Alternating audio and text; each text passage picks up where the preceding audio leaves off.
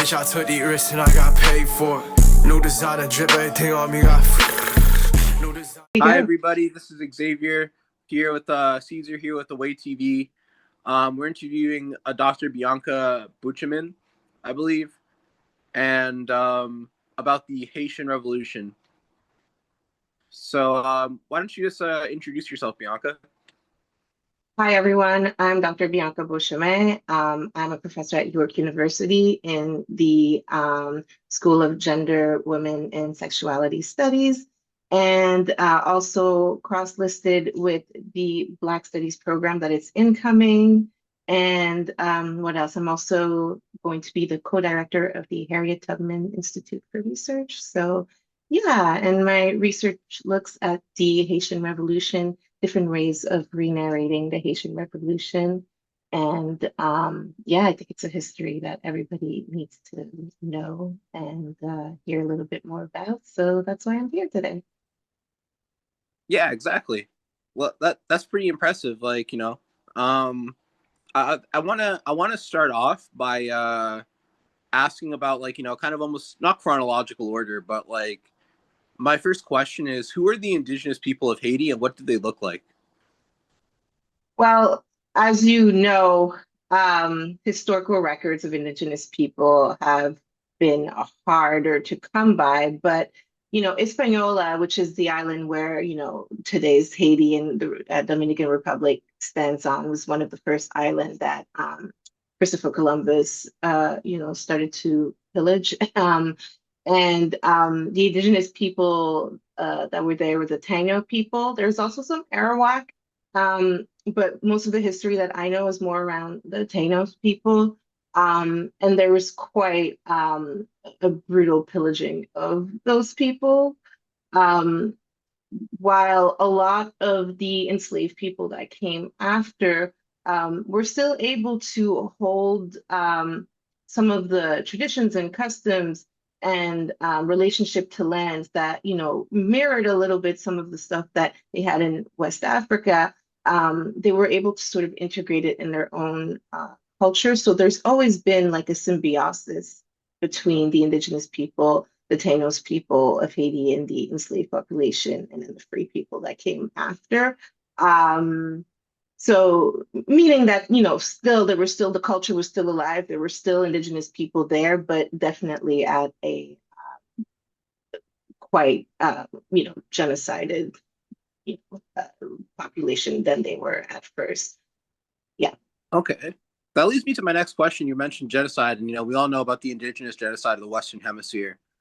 And I'm wondering, my main question is do they still exist in Haiti today? The Taino people and the Arawak? So there's Or were they um wiped out, I like in some think other islands? so many of them were wiped out, but there is an island off of there's like an archipelagos of Haiti where there's an island that has indigenous people, and and you can't quote me on this, like I'm not 100% sure if they are the Tainos or if they are the Arawak or if it's another group, but they're basically sort of untouched, you know what I mean? Like you're not really supposed to go there, in kind of Western culture or anything. So they are kept sort of separate from like Haitian culture, but they are like the part of the indigenous people of the time that haven't really seen Western civilization in years, and there's quite like a protection so that there's nobody that comes there, and it's quite protected by the people of Haiti. So but I'm like, you're catching me off guard with this question because I can't tell you the name of the island, but I know it's in the archipelagos of like the northern part of Haiti. And so that's what I know of. I know that there are continuities with the indigenous people and the Bermudan people of Haiti that have, genealogies that span till today. Um, there's still like maroon villages and stuff like that that are still kind of around. Um, but yeah, that's as far as I know. Okay. Yeah, that's pretty interesting. I mean, I know for the island that my mom's side of the family is from, Grenada. Mm. There was the Caribs and the Arawak. I'm actually part Arawak. and People. I think they were wiped out.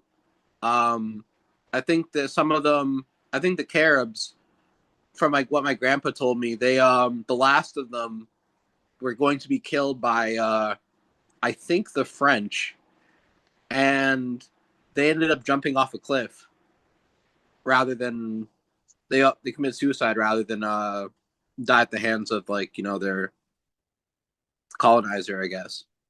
Yeah, I mean, there's like I have a friend of mine who does a lot of work on St. Vincent, on like the colonial sort of apparatus of the Vincents, and the Okay. Carib had like their own army at a certain point during like colonization, and really did a lot of uh, cool things when it comes to aligning and then disaligning, like same similar to the history of the Haitian Revolution. Like there's different bedfellows, there's different things happening in terms of alliances, but like align themselves a lot with the enslaved population, and so they had like the full on army.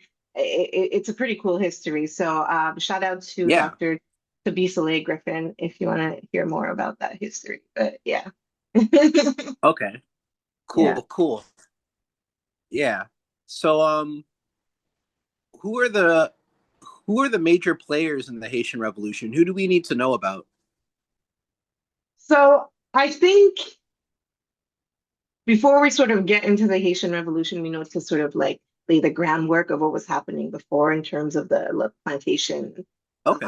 plantocracy, right? And so the three major forces of like the plantocracy of the Haitian of Haiti, which was like Saint-Domingue back in its colonial time, were like the proprietors of Saint-Domingue, so the people that own properties, um, which so the colonizers basically, and then the French Hmm. bourgeoisie, and then the British bourgeoisie.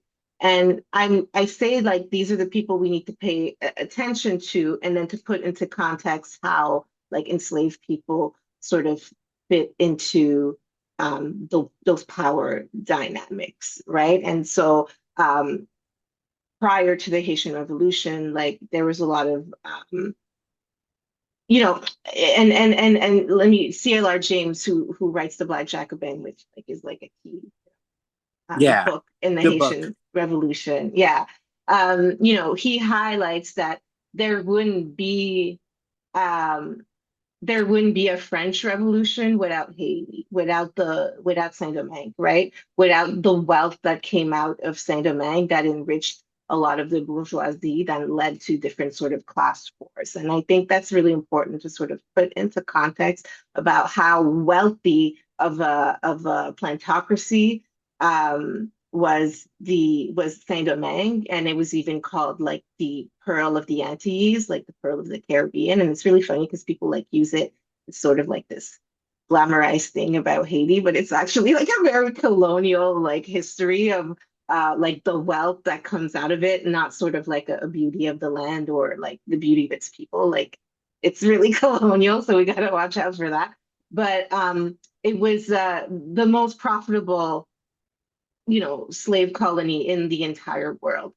And so thinking about that, thinking about the wealth that was there, we have to think about the kind of like propriety and the kind of like possession rights that people had when it comes to that island. So then the French bourgeoisie and the British bourgeoisie. So the proprietors had the land, and then they would hire people. Most of them wouldn't stay there because they didn't like Haiti and they couldn't acclimatize to the climate, and it wasn't Paris, it wasn't whatever. So they would have that, and they would hire people, and then they would go back to France and just make loads of money. Then you would have like, and there's like Petit Blanc and Grand Blanc like designation. Like we could sort of argue it in this way, but I don't want to go too deep into it. Like it is a like survey. But then the French bourgeoisie are sort of like the people who were able to sort of make money off of that those arrangements, and were able to enrich themselves. Some of them are merchants, some of them were petit blanc, but and then there was also the British bourgeoisie. And when I say all these bourgeoisies, some of them are like in Europe, some of them in Haiti, and they're all enriching themselves in particular ways, Yeah, depending the on. bourgeois revolution. Yeah, but we see it as like this like great Marxist thing, but like in certain ways, right? But like when we like sort of in bring forward like enslaved people, uh, basically their their um their role in the formation of that wealth, like it becomes a lot more pernicious, you know? So those are the big players, I would say. And then the way in which they were able to enrich themselves so much was by like a callous view of like humanity when it came to, you know, Africans and Black people. So why Haiti was so prosperous is that they would bring in people from West Africa day in and day out. They wouldn't really care about the health of the enslaved people. They would just replace them. It was, you know, it was known as the most brutal uh, plutocracy in the world, to the point that You like mentioned other French, plutocracy. Sorry to interrupt you, but you mentioned sure. plutocracy. Just for my viewers that don't know what that word means, Oh, what does that word mean? so plantocracy is like, you know, we're talking about plantation. So basically like the democracy, no, not the democracy, like the political and economical framework that is based on plantation economy. So like the political framework that's based on the money that comes from that economy. Um, Okay. so yeah, so really foregrounding how primordial slavery was to this wealth accumulation. And then not to mention sort of the you know dispossession of land and etc. Um, so then the most brutal the guy. So I was just saying, even in other French colonies, like let's say in Quebec, where or Nouvelle France, where there were enslaved people, which you know a lot of folks are not aware that Canada has you know its own history of slavery, but of course it does. And a big threat that was happening in not just like French colonies, but you know, a lot in the French colonies. We like, if you don't behave, we're going to send you to Haiti, and everybody knew, or we're going to send you to Saint Domingue, which like everybody knew what that meant because it was like the worst of the worst kind of plantocracy. So so because of these continuous back and forth of bringing new slaves, at a certain point, enslaved people dominated were like the population, right? There was over 2/3 of the population was Black, and then a particular percentage was mulattoes or gens couleur or people of color, right? And then this really small population of people who had like all the power were white. And so that demographic change really sort of bolstered the catalyst for like a successful, you know, revolution, rebellion, if you will. Yeah. Okay. So, yeah. So, did you finish your point on the Haitian Revolution? Say that again. Sorry, you were a little uh, frozen. I only heard a couple words. I Did you finish your point on the Haitian Revolution?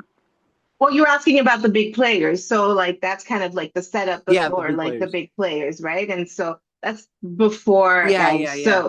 so like I could continue on about like what basically happens, but Yeah, I like want you the to. I want you to.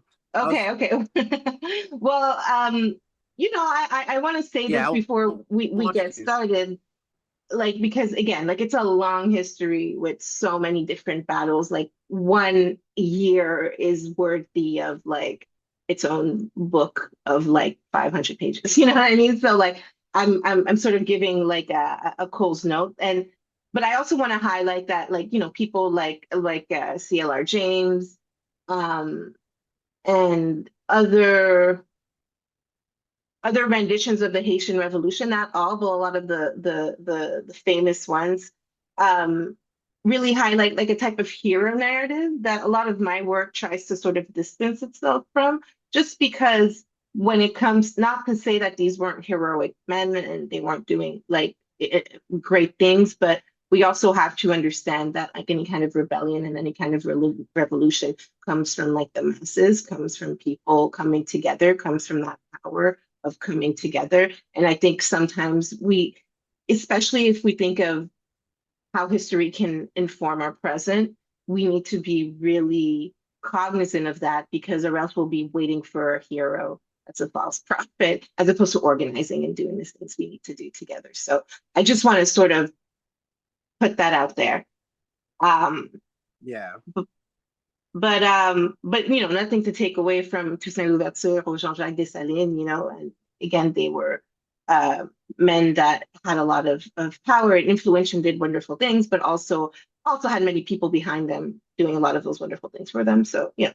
Um, so yeah, so okay, the Haitian Revolution historically, and again, like, you know, you could tell I'm like an academic, like, because historically, like, we have dates, but we also have to be very, very cognizant about like how we date things and where we start things, where we finish things, and stuff like that. Dates are a particular colonial construct of how we tell time, and you know how are we to say this started that and that ended here? But basically, we have the start of the revolution that started in 1791 and ended in 1804. And so 1791, basically the catalyst of the start of the Haitian Revolution is the Bois Carmant ceremony. And the Bois Carmant ceremony is a ceremony that happened, and again, dates, but either on August 14 or August 21st, because there were two meetings that sort of happened before like the large revolts, but the dates differ, and we can go into details. My particular research and my look into the archives looks like it was mostly on the 21st, but and it said it was another one that happened on the 14th. But anyways, in the Okay. White Hangman ceremony, again, is the catalyst of the Haitian Revolution, where about 200 enslaved people met in like a clearing where like called the Bois Carmant, and where it was a spiritual but also like tactical call to arms, right? So you had the Hugon, which is like a priest, like a high priest, and Mambo, which is a high priestess. You had Duty Bookman, who was the Hugon, and Cécile Fatima, who was the Mambo, and who spurred like a voodoo ceremony. And when I say voodoo, like, again, it's at the infancy of voodoo, where there's a lot of syncretism of different sort of religion and different types of spirituality coming together. It's not necessarily like the voodoo that is practiced in Haiti today, but like religion and the myths behind them, evolve and change. And they're also like quite part of the Haitian Revolution, which is really interesting to sort of get into. But there was a big spiritual gathering that was also a call to arms, a very tactical organizing, where people vowed to basically revolt against the white oppressors, right? Against the colonialists. They had enough. They seen what happened.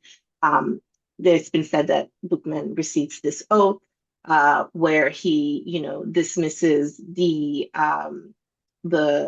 gods of the white, and embraces sort of like this African diasporic Afro Creole like spirituality that's basically telling them to call to arms and to kill their oppressors, and to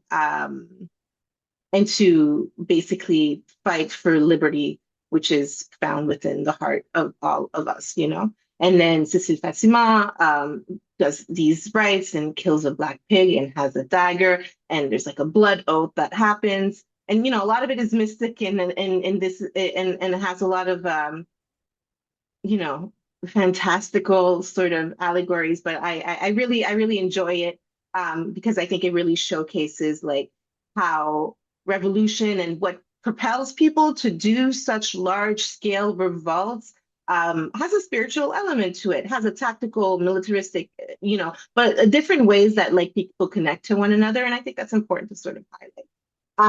So then after that ceremony that happened in the middle of the night, um, there was immediately a massive result across the northern plains. This happened like close to Cap Haïtien, which was Cap Français back in the time, so in the northern plantations.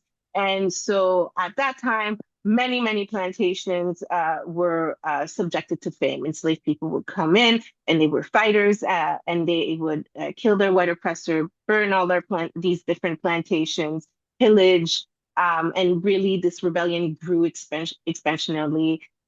It didn't just stay in the north; it went in the South Province too, the West provinces too. It was just mass rebellion revolt across the island. It was mostly in the north, but it spread out everywhere as well. And I think that's sort of important to say. So then, like, like these colonialist groups, and it's really interesting when you go in the archives, um, because there's a lot of like plantation owners or merchants or whatever, a lot of white oppressors or colonizers that were there, and they wrote letters about like the horrible things that are happening, but like they're all quite the same, and there's a scholar called Jean-Michel Trouillot, uh, who talks about like the unthinkable of the unthinkableness of the Haitian Revolution. This idea, like they still, like as their plantations were burning, as their plantations were being pillaged, as their peers were getting killed, they still couldn't wrap their heads around the fact that Black people were revolting, right? Like they couldn't understand it. There was this like lack of agency and lack of like, I can't be defeated by these Black slaves, right? So like the unthinkableness as everything is happening around them in the archives, they're like, but it must be the French, it must be the gens couleur, because around that time the mulatto class or the gens couleur or people of color, they had different, you know, class status in society. And a little before like the start of the Waikaima ceremony, like they were starting to have their own little rebellions because they weren't getting the same rights as white people. But they had a lot of fight, they had a lot of money, they had a lot of plantation, and they were also like slave owners. Not all of them. You still had gens couleur and people of color who were enslaved, but you had a lot of them who had a lot of money and who wanted to sort of have the same rights as white people. So they were also fighting for that cause at the same time as these rebellions were happening. So a lot of the white plantation owners are like, oh, it must be the gens couleur, it must be these people, can't be the slaves. Like, similar to like, discourses we hear in African American like plantation or slavery legal discourse or a scientific discourse of pathologizing runaway slaves as like being mentally ill. Like, why would they want to leave? Like, I don't understand. Like, as if so that same kind of logic was sort of happening when we're thinking of like the unthinkableness of the Haitian Revolution of these revolts. Um, After a while, though, like the government that be, and this is all happening at the same time that the French Revolution is happening. Changes in governments are happening in France. Changes of how governance is happening. Sort of a like a pushback to the monarchy, and all these things are happening, and they're like, shit, what's happening? Excuse me, shit, what's happening to our colony that's making all our money? Like, this can't be happening. We need to like have figure something out. So then you had like a lot of commissioners to come and sort of calm things down. Some of them were ruthless and were trying to like reinstate slavery, but obviously that wasn't working. And some of them were like, okay, like we need to do something, we need to give them something. So a lot of decrees came forwards in terms of giving the rights that the mulatto class or the people of color class wanted, in terms of equality. So they gave a lot of those sort of rights first, and made them soldiers to sort of fight against the rebels. But then that wasn't working out too much either. And they had like many decrees sort of came through, little ones, until the large one of February 4th, 1974, 1794, which basically got rid of slavery in all the French colonies, right? So there was still an indentured servitude thing happening, but at least there were wages. And there were different ways of assuming, some kind of basis of human rights. And, behind the scenes of who's also like puppeting a lot of these things is Toussaint Louverture. He's like a big part of like making these negotiations. At times he negotiates with the Spanish, at times he negotiates with the British, at times he negotiates with the French, but very tactical, like great militaristic, leader. That sort of leads to this decision of the French colony to administer uh, uh, um, emancipation, like on paper. And this is like across all the colonies, so Guadeloupe, Martinique, and all that. So during that time, there's a lot of upheaval. Again, the French, the British, um, uh, and the Spanish are, trying to build alliances, get more land, but they're constantly being defeated. And at that time, Toussaint acted quite like a dictator of sorts, but, in terms of like having a very rigid militaristic framework. But something that really interests me in my research too is like the attention he had to agriculture, right? And the way in which the labor framework of the people that were toiling the land. I mean, some of the research I look at and I examine is like the different sort of labor rights activism that was happening in those and how those things are gendered as well.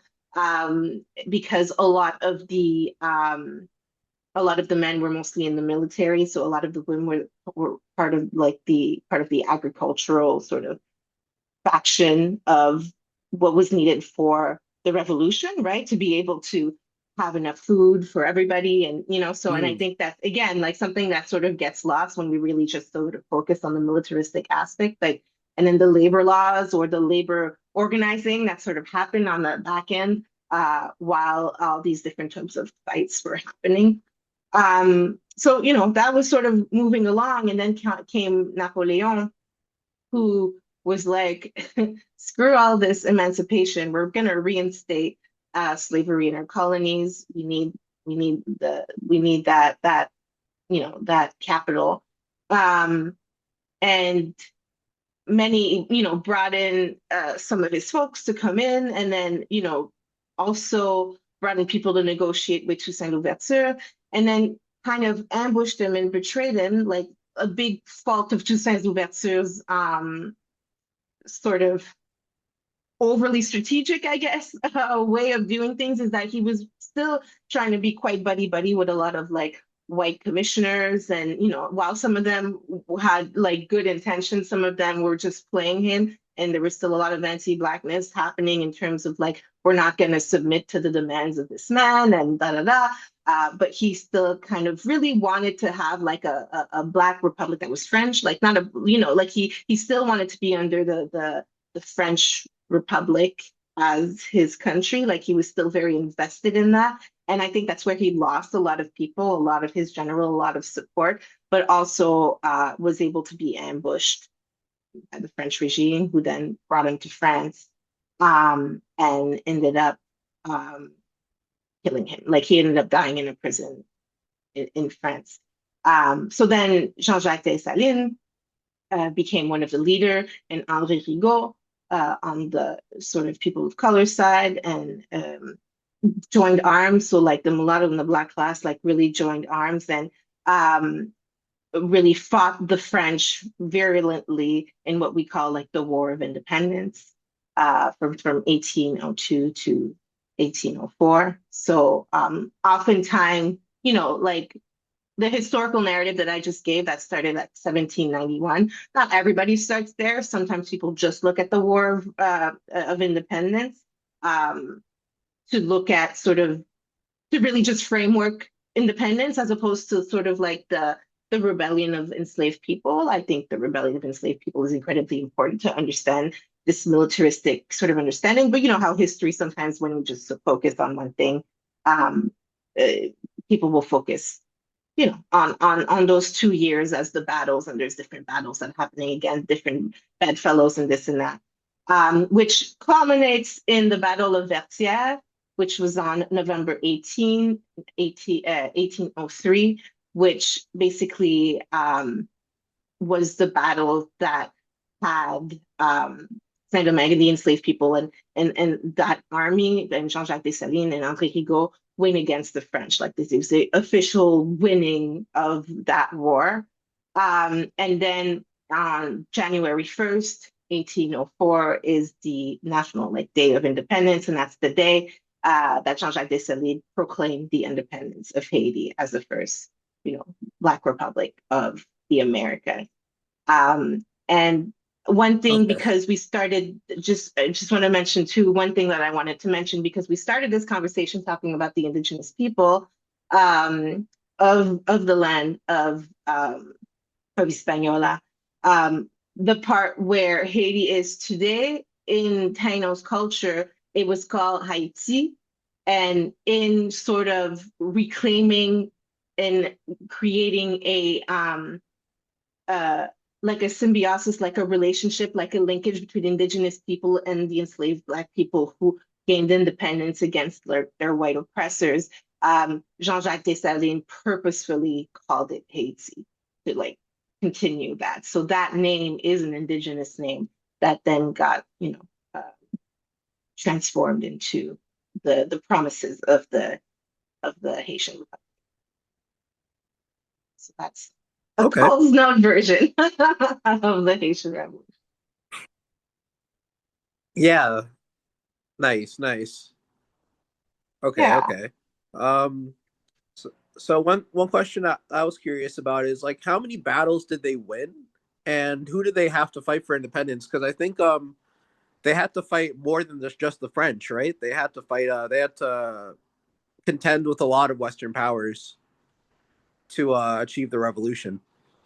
Yeah. So like I mentioned before, like I can't name them all because there's like so many, like I'd have to go back in my notes and really go like thoroughly because like in particular places, like let's say in the north in the south, they fought a lot because the north part of Haiti is really close to the Spanish border. So they fought with and against the Spanish.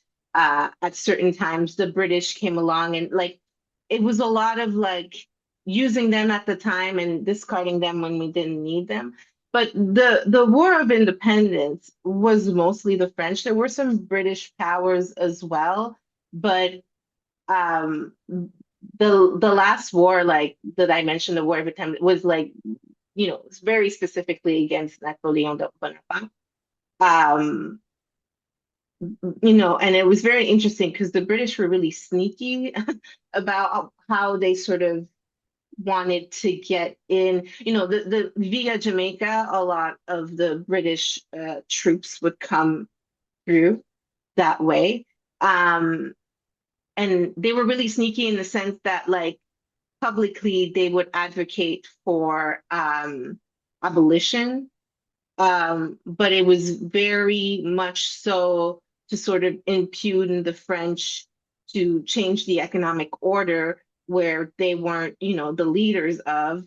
And it was really strategic. It wasn't sort of like a benevolent want for abolition. It was really strategic. And when they had, the capacity to be able to re-enslave people, like they would do it again. But and CLR James like highlights that hypocrisy, not to say that they weren't like abolitionists that like cared, you know what I mean? But at the political level, like it was all um I mean, there were Hmm. some forces with the Americans too, but like there were allies that came to fight along with the French. There was a very famous Polish faction that came to fight for the French, and then when they got there, they realized like that the French were dead wrong, and so they actually aligned themselves with the Haitian, with the rebels, well, the Black Army and the People of Color Army. So like that history is actually really Okay, cool.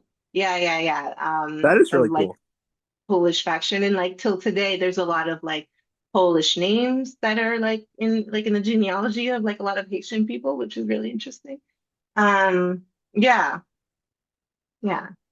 So like, yeah, that's a Cool. little bit of what I would say, but like there's so many. Like, yeah, like one year they're with the French, one year they're against, one year they align themselves, and then there's this one commissioner that doesn't like it, so they align with this other one. Like, you know what I mean? So like, I think doing like, this is only a short podcast, and I'm just sort of giving like the overlay of Yeah. what it is.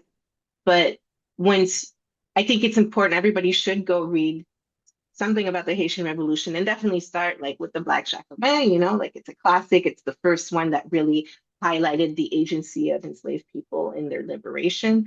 But in reading that, I think it'll also give a lot of people a more nuanced view of what a revolution or what overthrowing a government or what organizing looks like, because some people have a very black and white view of like you're either this or you're either that and you're fighting for this and that doesn't change, and that's not true at all. You know what I mean?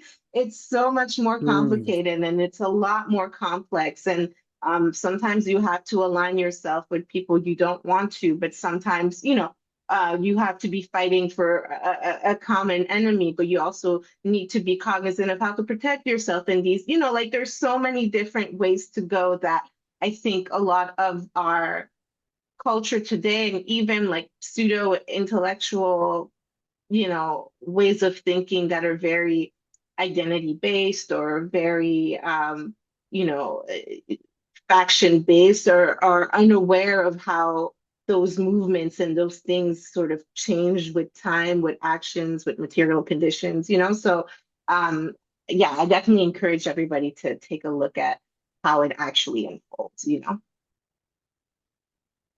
Okay. Yeah, for Yeah. real. Um, so what was the impact of the French Revolution on the Haitian one, or vice versa?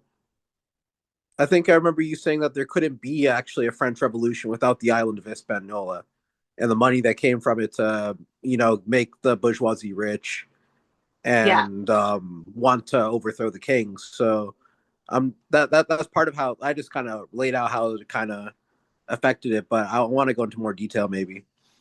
Yeah, absolutely. So, like I want to highlight that it's important to mention the French Revolution, but we have to be really careful in how we discuss it vis-a-vis the Haitian Revolution because there are complete links, but in the historiography of how the Haitian Revolution was written, so like I just mentioned, like the Black Jacobin is the first one that really highlights the agency of enslaved people and Black people and Toussaint Louverture and all these other people in their liberation. Other, you know, works that came before that were very colonial, very racist, and really try to strip the agency of that and will sort of highlight that, oh, they only wanted liberation because they were mimicking about what they found, what they heard about the French Revolution. And that's Yeah, not necessarily that's true, not true. but like because it sort of assumes that they wouldn't like enslaved people didn't want liberation regardless. There is a particular language of trying to be like, oh, if you're talking about the rights of men, if you're talking about liberté, fraternité, all that, like, how come that doesn't apply to us? There is a way in which the language was something that was able to find itself in the political maneuvering of Toussaint Louverture and of other folks, but by no means was it because the French did it, the Haitians, you know what I mean? Like it wasn't like that.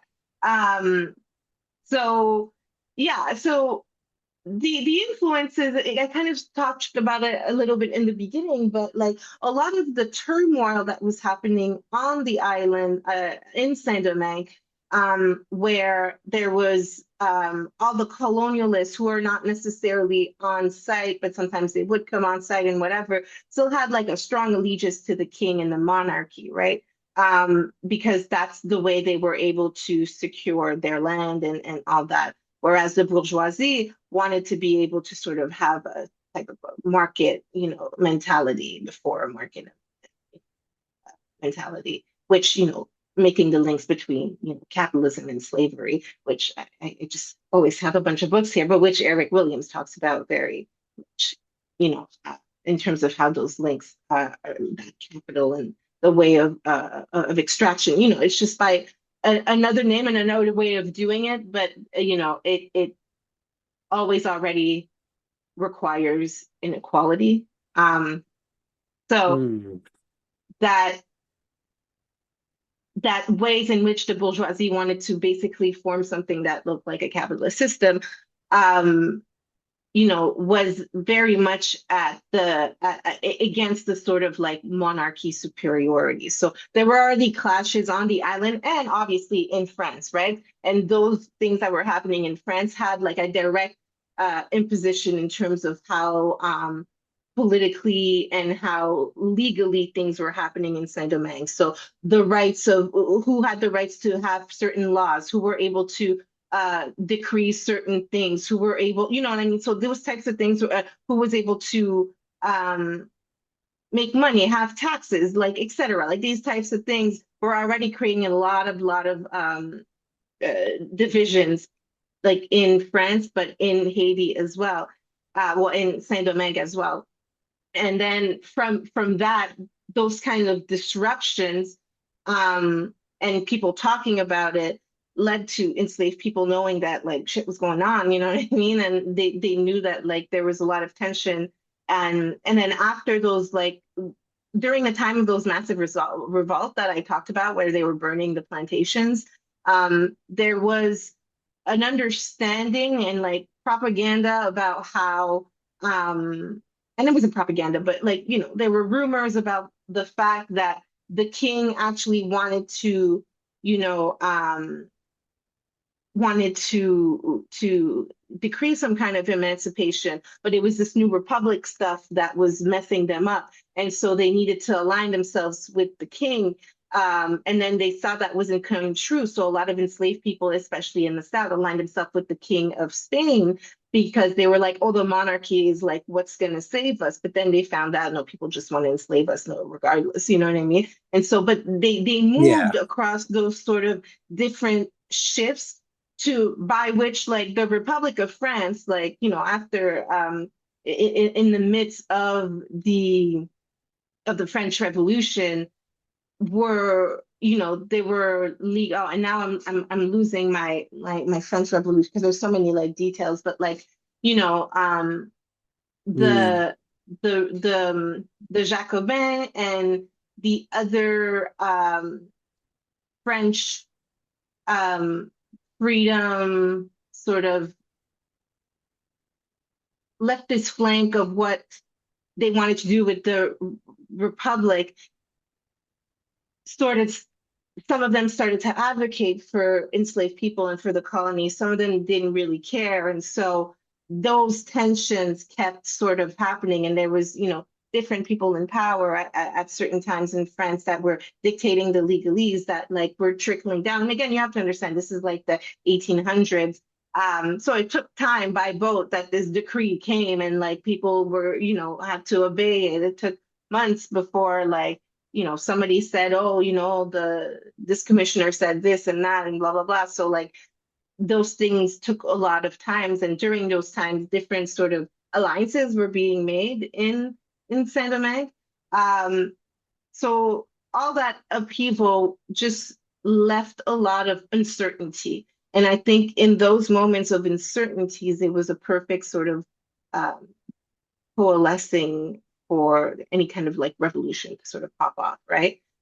Because things weren't, the people in power weren't in agreement with how to govern, how to prosper economically, how to, so that left a very, uh, quite an opening um, for folks to be able Mm. to revolt. And again, like Toussaint Louverture, like again, it's not to say like even after independence, like these ideals of égalité, fraternité, and liberté, like the French sort of idioms of like liberty, fraternity, were very much absorbed by sort of the elite of the military of like Saint-Domingue, you know what I mean? To the point that like after independence, it was like decreed in their own legal paper, their own doctrine, their own like charters, you know what I mean?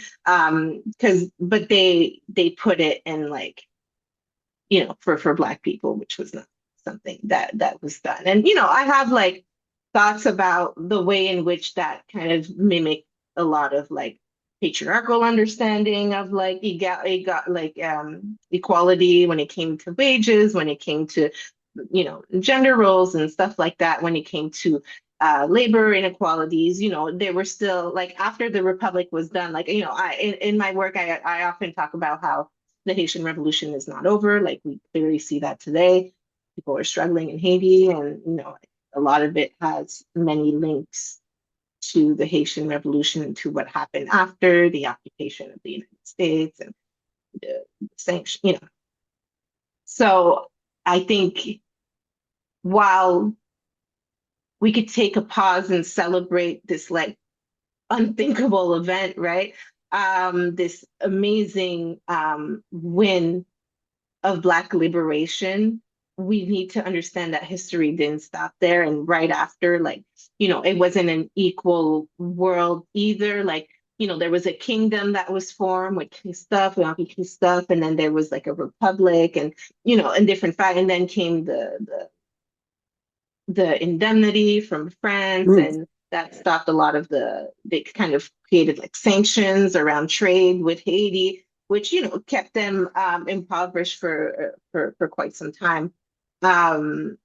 So while we can celebrate and see that it's possible, I think it's important to understand that like there needs to be sustained attention to how the aftermath of what a revolution looks like. Okay, I went veered True, off true. course, but Hey, no, actually, it brings me to my next point. You didn't even go off course because I was going to ask, speaking of the aftermath, how much did Haiti have to pay their former colonizers, and have they paid it off, or are they still paying it off today? they paid it off. I think it's something like, don't quote me now because I'm, I'm all about qualitative and historical methods, and numbers aren't my thing, but I think it's like an equivalent of what 2 billion would be today. They did pay it off Yeah. I want to say in the early 2000s.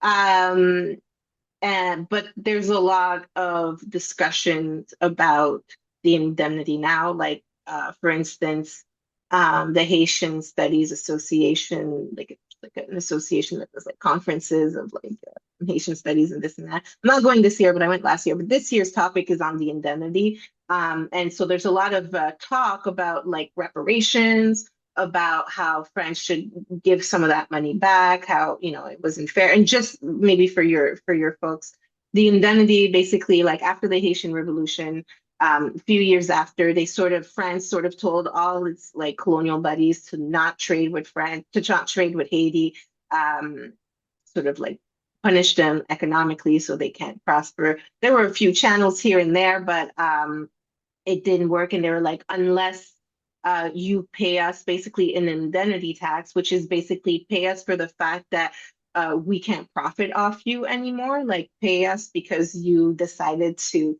have a revolution and now we can't make money Pay us off because of your we labor. lost the war. Exactly, which is like absolutely like we can't exploit you and treat you like slave and kill you as we want. So therefore, like you need to pay us back, which is like absolutely absurd. But Yeah, it is really absurd. but it was the only thing they can do to be able to get trade and have relationship and be able to enrich their population and you know sell their goods and etc. and their resources. True. But there's a lot of talks about reparations, and I think I've mentioned this in the talk before, but like I'm a little suspicious of these talks, especially when they come from the powers that be. When I hear like Macron talking about like, oh yeah, maybe we should think about it, or like just acknowledging it, like to me, like we'd have to be really careful about how that reparation would come about, because I feel like it would just be like a neoliberal or neo-colonial sort of like um, indenture, like some kind of trade deal that would impoverish people more so and would, contribute to the already dissemination of the Haitian people even more so. So I would be really cautious about the terms of getting these types of reparations back would look like. And I feel I actually think it the only way it could happen properly would be with like sort of a Pan-African or a larger diasporic sort of uh,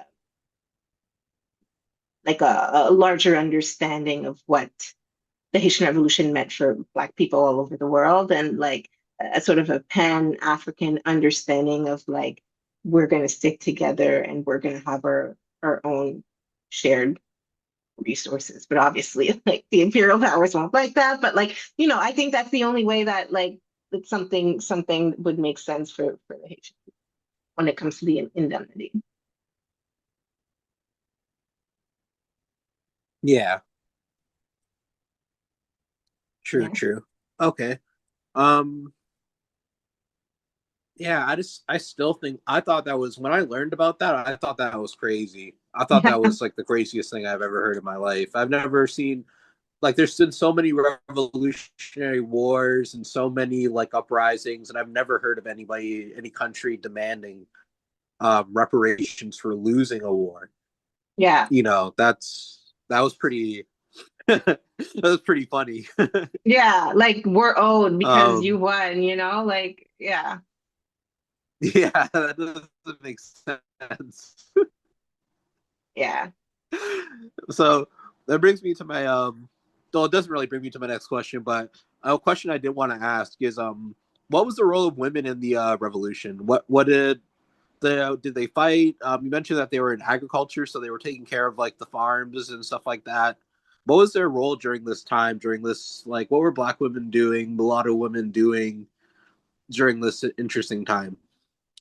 Yeah, so that's like a lot of the stuff that I do. And again, like I think there's different ways to looking at that. So we can talk about like, yes, many of them fought like Sanité Belair. There's a lot of like famous sort of militaristic leaders that were, especially in the War of Independence, that were there and that were fighting alongside men and that were able to sort of, call to arms and fight in those ways. Um, while I mention them, like I don't like to like, and a lot of people do a lot of work on these women, and I think it's great. But like in the work that I do, I try to not decenter, but like, yeah, maybe decenter the militaristic aspect, not because it's not important. It's incredibly important. A lot of people do a lot of work on it, but my work, I wanted to look at like what are other ways that people fight for liberation? Because like truth be told, like if the revolution's happening tomorrow, like I'm in it, I'm good, but I'm not gonna be good holding a gun. Like so I'll be doing other things. You know what I mean? Like so like and I want to know what like those other things would be, what they would look like, and how people were fighting for their freedom in different ways. So Yeah, there I are other mentioned parts of a revolution, you know? exactly, and so that's kind of like what I wanted Yeah. to highlight a little bit in some of the work that I do. So I focus a lot on like spirituality. So I focus on Cécile Fatima, which I mentioned in the Boy Caïman ceremony. Again, highlighting the ways in which like something that's like the way that we understand knowledge and freedom, I don't think is necessarily always in sort of through Western ways of thinking, of ways of seeing. Like there's embodied ways of doing freedom. And I think spirituality gets a little bit to the helm of that. Like I go deep into theory in my work, but we don't need to do that here today. But I think and so I look at voodoo a lot and look at the different lois, which are like the spirits, and not necessarily to prove that they exist, that they don't exist, and get into those kinds of things. But I think it's incredibly important to see what motivates people. And how voodoo was like a key motivator to really blindly go into not to fight for freedom no matter what, you know what I mean, like like really put your whole self out there with your comrades, with your folks, you know what I mean, and really go for it. What leads people to do that? And yes, it's like a call for freedom, but like that impulse comes from something, and it comes from the dead, it comes from the spirit, it comes from whatever like propels human beings to do things. And so yeah, so I look at the role of women when it comes to like religion and spirituality and these things. I look at labor a lot. I look at a lot of labor decrees. And there's different documents, and it's hard, like looking into the French archives, and and there's not a lot of um, Haitian archives, although I'm due to go to Haiti, but not maybe right now. But there's a lot of ways that you see, and maybe that's like the pseudo Marxist in me. Like I wouldn't call myself a full Marxist, but I understand the ways in which Black political thought use Marxism as a way to sort of explain things. Like that's what a lot of Le Black Jacobin does. He has a Marxist analysis Okay. looking at like the historical and material condition, and I think that's an incredibly important frame to sort of look at. But looking at it through a lens of like sort of a gendered racial capitalism frame, I think sort of like Cedric Robinson's sort of understanding of racial capitalism, but adding a gender dimension to it, really like I think transforms the ways in which we think about labor activism as part of like liberation practice. Like labor is obviously a site of struggle constantly if we're talking about different class consciousness and class struggle. So if we examine the ways in which a lot of these peasant women were fighting for better working conditions, better wages, better allotment of goods that they were working for, like of the things they were producing, like there's something incredibly powerful in that like very um democratic ethos, even socialist ethos of like how we understand the retributions of good and of resources and how to live in community. And I think, women who were laborers were definitely part of that, but also like different ways in which family structures were created outside of what we understand the family to be. And that's not necessarily just in Haiti. I mean, if we look at any sort of enslaved populations, the ways in which family structures are built are definitely outside of the frameworks of the nuclear family or these types of things, right? And I think there's a lot of power in how that transforms our understanding of community and camaraderie when it comes to coming together. So yeah, those types of relations. I also look at I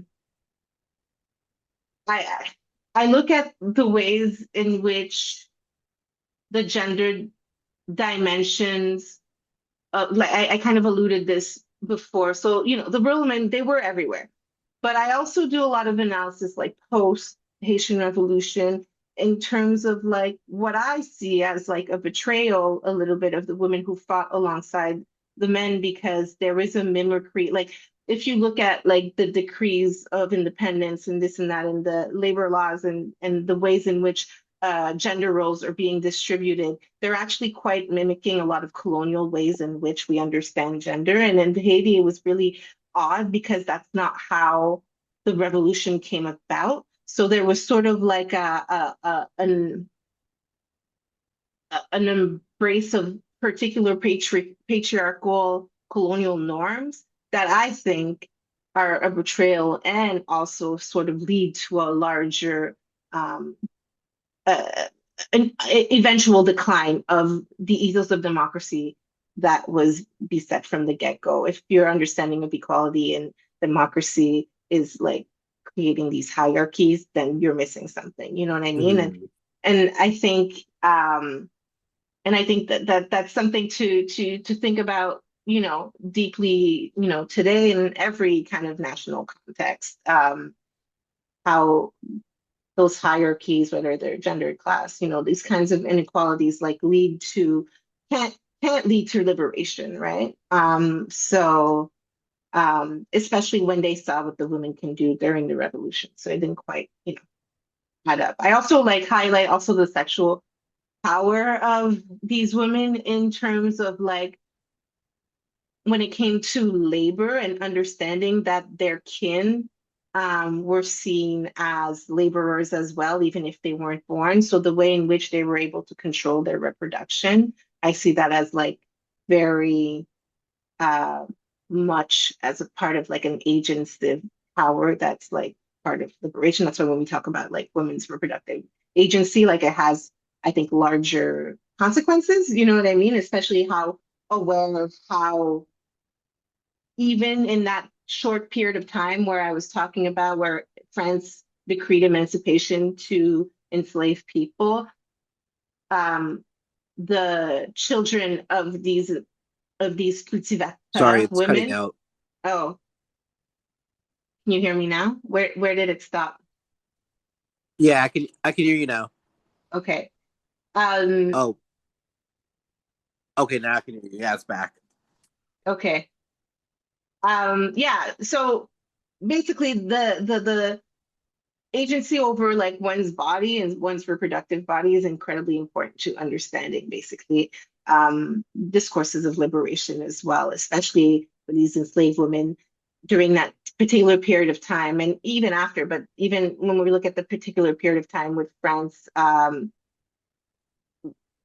decreed emancipation to enslaved people, they still did not have mother rights, maternal rights to their own children. They were still considered laborers first. So you can see how the agency of women's own reproductive power and understanding the relationship to their kin is something incredibly important when it comes to, you know, discourses of Black liberation in general.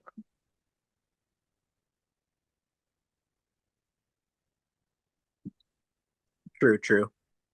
Yeah, Um, sorry, I was getting a call. I had to I had to that's decline okay. it. That's okay. um, Not right now. yeah. Not right now. Oh, come on, you're still calling, bro?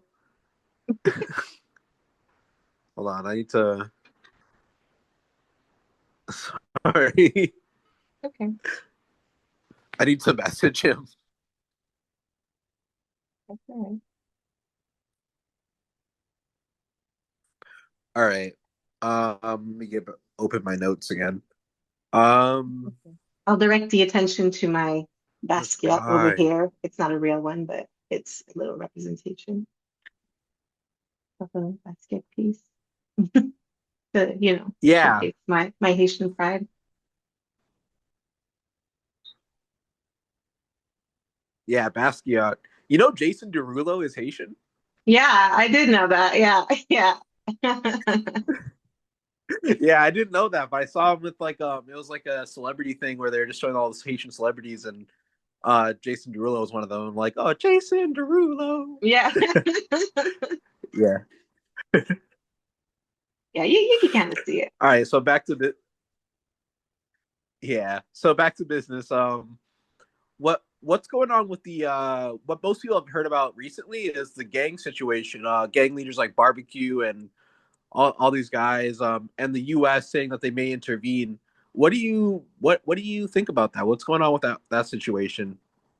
Yeah, there's a lot to think about. So I can talk about it from like what I understand in my knowledge in terms of like the imperial powers that let it be at this situation, right? And and like that's how I want to sort of explain it, but that doesn't take away from the fact that a lot of these, you know, gangs, and I say gangs because a lot of times it's not to say that there is no gangs, but there's obviously some that terrorize a lot of people, like killing people mercilessly, taking their business, burning their businesses away. Like lots of stuff is happening. But my fear is that they're calling any kind of people that doesn't toe the particular imperial line as gangs. And I think we have to be careful what that language does. Okay, Um, so that makes I think it's, sense. yeah, because a lot of people in Haiti, and again, like I'm speaking of like from like Canada, the diasporic Haitian, like my mom's Haitian, my, you know, and she hasn't been in Haiti since the 70s. And um, you know, I just study this stuff and I'm in relationship with people who are in Haiti and who study Haiti and with Haitians in the diaspora, but like it doesn't I want to also leave a lot of room for people in Haiti that, tell their own stories of what's going on. But imperial history, I think, is really important to highlight. So, like, if we think back to like the occupation of of Haiti from the United States in 1915, um, like since and there was a lot of fuck shit that happened before, but if we sort of start there, we see that like when they came in to sort of like try to administer peace or whatever they wanted to do, like they had their own like imperial justification. They really came to dismantle the army of Haiti. They stole the gold off of the coffers, of the bank coffers, and brought them to America and to Canada. Like Canada's incredibly complicit in a lot of the stuff that happened when it comes to like occupation, and really destroyed a lot of capacity for a country to have its own, national identity in its economy, and really poked a lot of and really was just occupying to enrich themselves to expand their imperial, right?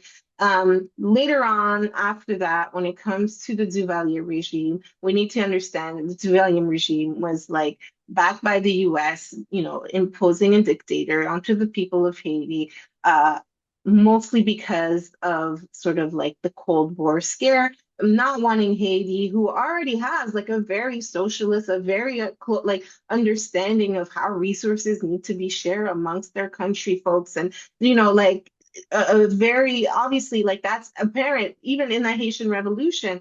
Um, but in order to not have them sort of fall victim to the influences of Cuba and other like Cold War, I mean, although Cuba wasn't anyway historically the timing whatever, but like the upheavals that were happening, and the sort of shift to a socialist economic regime, in order for that not to happen to Haiti, Duvalier was put into power. Same way that, a lot of dictators were put into power in many other parts of the world from the US empire. Then we have this regime that lasts, two different bills. There's Papa Black and Baby Duck. We have, this longstanding regime of dictators in Haiti. And then we get Jean-Jacques Aristide. We get Aristide, who comes in and who really comes through this like socialist democratic ethos that really wants to do a lot for the people. He's not perfect. There's a lot of association against this, but like in the grand scheme of things, again, like don't come at me. Like there's like so many like little nuances here, but like I'm just sort of giving the broad strokes. But then there was a coup in 2003, 2004, that took Aristide away again.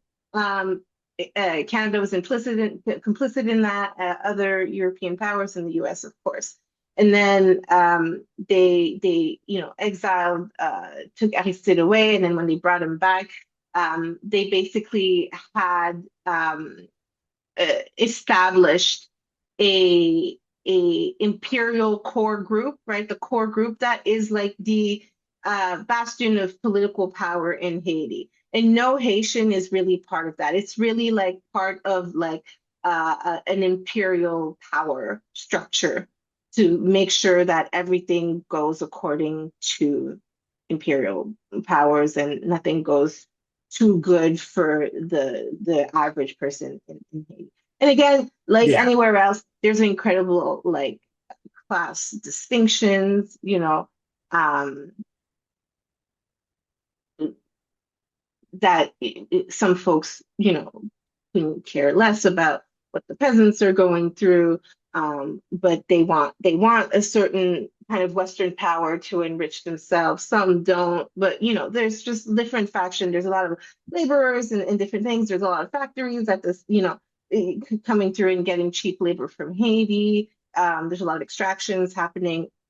So then we come to the Petrocaribe funds, which Venezuela gives like a lot of money to Haiti to be able to have like cheap petrol. And there's like these trade deals that are being done, like that are very, very benevolent to Haiti because they're really cognizant of how Haiti helped Venezuela gain its independence. Because it didn't really go through that, but Haiti has been like a pillar of independence and trying to help other countries sort of gain their own independence and fight for liberation. So, and that was happening. But then, if you remember, the power structures that be in the political are not really there for the Haitian people. So, um, there's constant corruption happening with those funds, and those funds are not going back to the people. They're not going for cheaper petrol. They're not going for um, uh, to help everyday Haitians. And massive revolts happen, right? And this is like, I don't know if you remember hearing the Petro Caribe revolts. It was like in the 2010s. Massive revolts happen, like, but like beautiful, like people coming together, really revolting against this, like in the streets every day, calling out their government, really like utilizing their right to protest. You know what I mean? Um, and and there's a great movie that just came out by Ethan Zupain that I'm trying to hopefully screen school soon called The Fight for Haiti, where they highlight like those dynamics.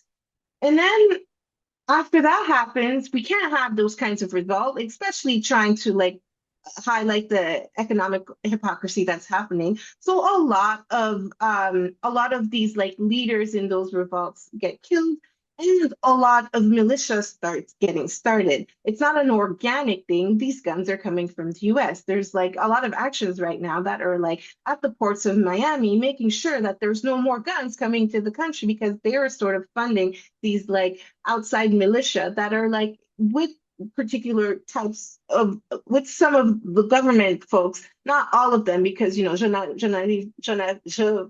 Moise got like killed, but who was the interim sort of president at the time. But there's I so remember that. much, Yeah.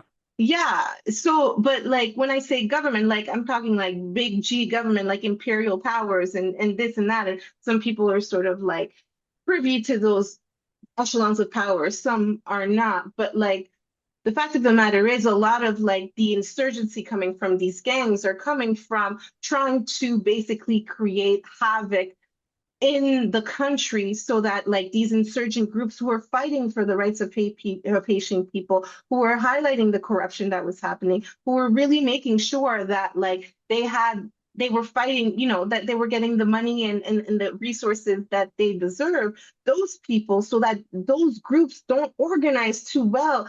All these different factions of people, of militia, gang and whatnot, like got brought forward. And a lot of them are young boys who don't know any better, who, you know, when a lot of these things happen, a lot of funds get like, when I say like the funds are supposed to go back to the people, it's also for infrastructure. So a lot of schools close down, a lot of things, you know what I mean? So there's no place for the youth to go. So then the youth get, you know, no, you'll have power, you'll have money, look at these guns. And then they start these militias that are out there basically. And it's obviously more complicated than that. But I want to sort of highlight those dynamics, that it's not like by surprise that finally, like, you know, the patient people rose up. They were like, we can't take this anymore. This is bullshit. We know we deserve better. We have, you know, like fighting like any democracy. And then all of a sudden, gangs take over. It's not those people who are the gangs. I'm not saying there's not people who affiliated with some of them. And, you know, if we're talking about, I'm not saying that some people don't want to do good in these gangs, but a lot of them are there to cause havoc, are there to cause chaos, are there to make sure that there is no solidarity or camaraderie of people or organizing or coming together. And they have ransom, like not to go too deep, but like my uncle was like had his son ransomed and he had to, you know, give some money to get his son back. Like it's like a Oh, he very, got very, kidnapped. Damn. yeah, yeah. And like they both got kidnapped and he got led away to get some money to get his son. Like it was a whole thing in the family group chat. But like um it it's it's really and my uncle does a lot of like good work in the community. He's a builder, he doesn't, you know what I mean? So like he was doing a lot of stuff. And it's to really cause a constant disruption. And we see this in, you know, in Sudan. We see this in so many places around the world where like these militia groups are like, you know, bolstered by imperial power to create havoc, to make sure that there isn't any kind of solidarity, to fight against the power that be, to make sure there's some kind of equal distribution or, you know what I mean, any kind of That's socialist actually group. That's actually a tactic called foreign internal defense. It's been used since Hmm. like the Romans, where Exactly. they fund like a group within that country that they may want to invade or have like a problem with, to cause havoc and to basically or overthrow the government without them having to use military power. Exactly. I Um, mean, Guatemala, like, everywhere. Like the US is like so yeah, famous for that. And now I think it's gone to a point that it's gone rogue, and I think there's like no holding, like they've like it's gone too far gone, or in a certain way that it can't be sort of reined in. And so that's why it's causing so much havoc to the actual population of Haiti. And it's incredibly tragic. Like it's like the shit that I hear that's happening down there is horrible, you know. But I think we need to understand why it's happening and why Haitians, all amid all of this happening, and not all, there's always going to be differences of opinion within a population. That's normal. But many don't want US interventions because they understand that what they see as gangs is going to be whoever they don't like. You know what I mean? Whoever. So it's also going to destroy the types of protective groups because there are some groups that are protecting certain, geographies against these gangs. And there's like a lot of renegades who are out there like killing the gang members, like on their own. But we know that if the imperial powers come, they'll just try to kill everybody, right? Who remotely has any kind of um, power or leadership skills or so yeah. that's basically the impasse that we're at. um and then they try to Sorry for that use one. Kenyan and Jamaican. They're trying to use like imperial power and blackface to be like, no, these are your people, but that's obviously not any kind of pan-African like solidarity. That's just like imperialism in blackface. So the same Kenyan soldiers who are fighting their own people in Kenya are the ones that they're bringing to Haiti. So,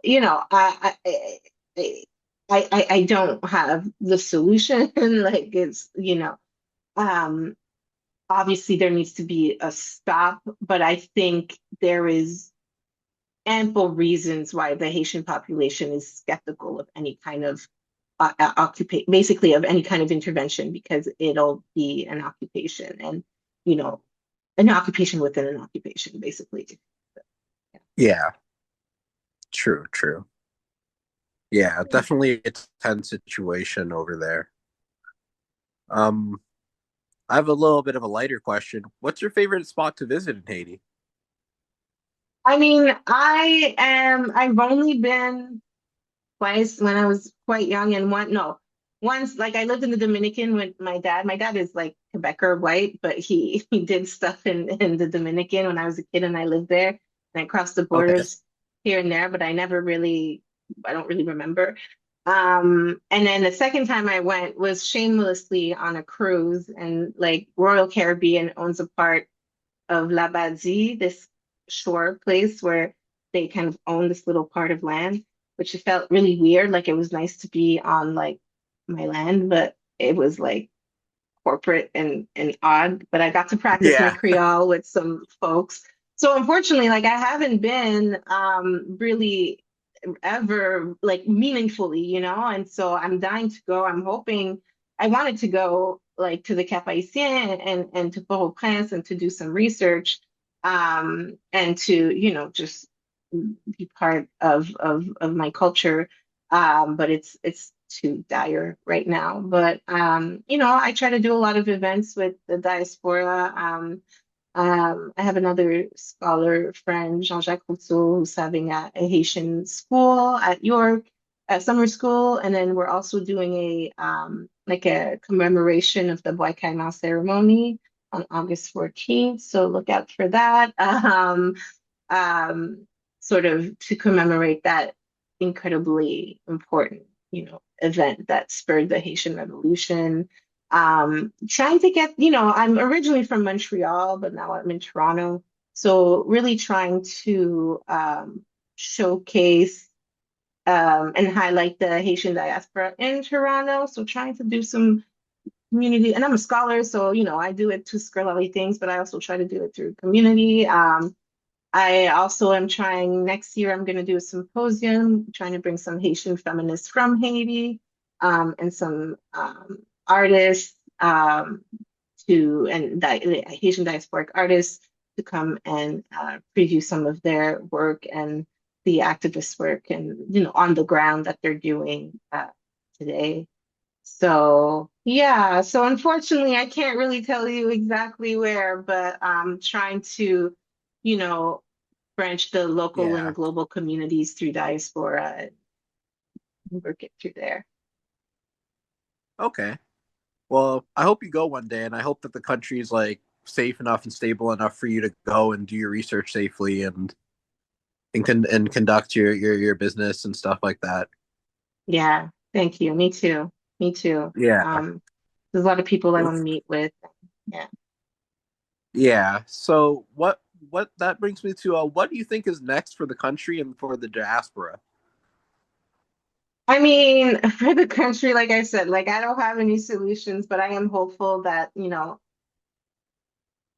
I don't think that spirit of revolution can ever die on that land. But again, as I mentioned earlier, I think it will require some kind of Pan-African diasporic sort of consciousness.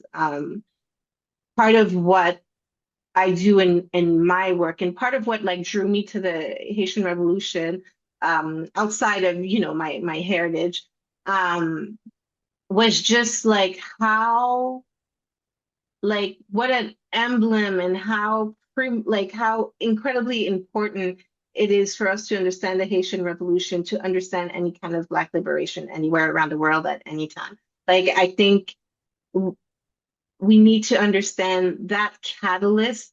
And also, like I also think like a lot of scholars, that Haiti and the Caribbean in general is really like the center point of like modernity, of what we understand modernity to be, not Europe, but like the Caribbean. And I think that's because like of those different articulations of power and an insurgency against power and the formation of our world and the formation of particular racial and hemispherical hierarchies, but the way that they can be subverted. So I think that all sort of coalesces like in the Caribbean and in Haiti, very much Mm. specifically. So like why I wanted to do that, and I'm like, well, what can Haiti like teach the Black diaspora? Like, you know, again, like I'm of Haitian descent, but like my community is like, Black folks in Canada. I was in African Americans when I was doing my PhD in at UCLA, and so like looking at these different diasporic groups, like what is it that like we want, like what does Black liberation look like, what can the Haitian Revolution teach us, and how can we make those links like apparent, and how can we learn from them? Like history is incredibly important to sort of uh, be able to understand, but like theoretical frameworks help us sort of understand them in our current time. So like I'm a big believer that history, teaches us about the present and what can be possible about the future. And not just like the Haitian Revolution, but the imperial powers. Like I'm talking about the imperial powers of the Haitian Revolution. And then I started talking about the imperial powers that are affecting Haiti today, you know what I mean? And seeing those as like a continuum. How, oftentimes when I give talks, academic talks or whatnot, I'll start with like a land acknowledgement. Um, but my land acknowledgement always includes, especially in the last few years, always includes, the indigenous people of our land, but also includes Haiti, includes Palestine, includes Sudan, includes Congo, because the same imperial and colonial powers that are were at the behest of sort of the colonial genocide in Turtle Island are also the same sort of structures and systems that are affecting um, these other atrocities in the world. So, like, how do we think across the Black diaspora? How do we think not only across the Black diaspora, but across imperial lines? How do we understand that, like, our solidarity is linked to understanding those systems of power and not necessarily like our our uh, our identity as like Western construct has them. You know what I mean? Like, I think while it's important to understand, let's say if there's like, I'm a woman and I'm queer too, and like me standing with, there's stupid discourses, liberal discourses like, oh, well, if you were in Palestine, this, that, and the other thing. And it's like, what are you fucking Yeah, I've talking heard that about? one Like, before. If you're in Palestine, they would do this to you, blah yeah, yeah, blah yeah. blah, And because you're it's like, gay, and like in Israel it's they wouldn't do that. In Israel, you can get married, and like you yeah, can't it's get like, married, actually. You can't get married in Israel, but they don't like to say that. We're like, we accept you, but you can't get married. But oh like, really? I any, thought yeah, the way they were talking, I thought you could uh-huh. get married over there. No, no, no, no. Because they want people, they want like, they Yeah, want procreation. They want, yeah. colonized, so they want people Yeah, exactly, exactly. to make babies. But then I'm like, I'm not like I understand that like there's, these different structures. Sure, there's like homophobia and there's anti-blackness and there's all these things too. But at the helm of it is like imperial and colonial control. So like again, the way that they had to align themselves with like different folks to be able to fight like the greater evil. Not to say that like, I'm not necessarily going to uh say that it's okay, but I don't know. People have this like very romanticized view of what organizing looks like. Like you're supposed to be buddy buddy and friends with everybody you organize with. Whereas like you will have people who are, I don't know, misogynistic or whatnot, and you'll have to, you Yeah, know what I mean? Or and not to say that you have to necessarily take that all in, but like it's an understanding of the world that like um you have to be able to live those contradictions, right? And obviously protect your folks, but like I don't know, it's a lot more complicated than yes, no, these people, that folks, you know what I mean? So I think, and it's not to say that I stand for anybody who's misogynistic or this and that, but like I don't know, these very easy demarcation are usually meant to distract us from what we're actually trying to fight. Um, and obviously the organizations I'll be a part of will be the ones that are the most comfortable for one to be with, but that comfort isn't also like the point of the organizing, if that makes sense. Yeah, yeah. yeah. Okay.